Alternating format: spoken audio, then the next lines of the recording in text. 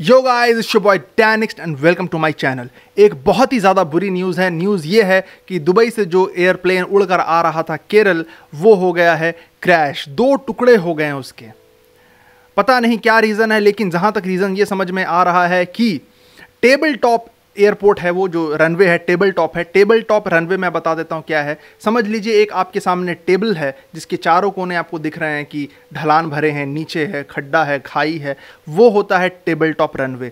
जहाज़ जो है वो अपना रनवे छोड़कर वो आगे लैंड कर गया, स्लिप कर गया, स्किड कर गया। लोग कह रहे हैं कि पता नहीं चला मौसम की वजह से पायलट को, या टेक्निकल कुछ एरर था, अभी तक क्लियर नहीं हुआ। ब्लैक बॉक्स वहाँ से कलेक्ट होगा। प्लेन के अंदर एक बॉक्स होता है जिसमें सारी रिकॉर्डिंग्स होती हैं, डिटेल्स, डेटा होता है, उसी से ये चीज़ निर्धारित होगी, निकल के सामने आएगा ये कि आखिर हुआ क्या था। लेकिन फ़िलहाल ये हुआ है कि वो जहाज़ क्रैश हो गया है। वो अपने रनवे को छोड़कर उससे आगे लैंड किया और वो जाकर गिर गया खड्ड में या खाई में।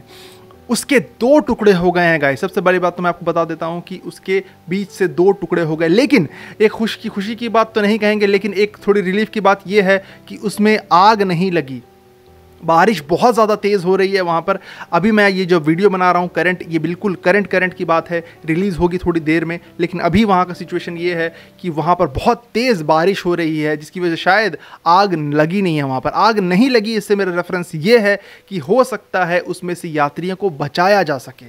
190 यात्री वहाँ पर मौजूद थे। डायरेक्टर ऑफ एविएशन से बात हुई है, जनरल डायरेक्टर ऑफ एविएशन से बात हुई, तो ये चीज़ सामने निकल कर आ रही है कि वो 119 यात्रियों को लेकर उड़ान भर रहा था जहाज़। और वो जब लैंड करने वाला हुआ केरल में, वो कोझीकोड आई गेस एयरपोर्ट का नाम है, वहाँ से वहाँ पर वो क्रैश कर गया। दुआ कर सकते हैं हम लोग सिर्फ 2020 का एक काला दाग कह सकते हैं कि किस तरीके से लोगों की जानें जा रही हैं। पता नहीं हम लोगों ने ऐसा कोई बहुत बड़ा गुनाह किया होगा जिसकी सज़ा जो है हम लोगों को सबको मिल रही है। ये जहाज़ एयर इंडिया का था, एयर इंडिया का जहाज़ है। और दुख की बात एक और मैं आपको बता देता हूँ कि इसमें जो पायलट थे, जो कैप्टन हैं, वो नहीं रहे अब हम लोगों के बीच में। ये बहुत बड़ी दुख की न्यूज़ है कि कैप्टन के साथ साथ और भी बहुत सारी, जाहिर सी बात है जहाज़ गिरा है, कैजुअल्टीज़ बहुत ज़्यादा होंगी।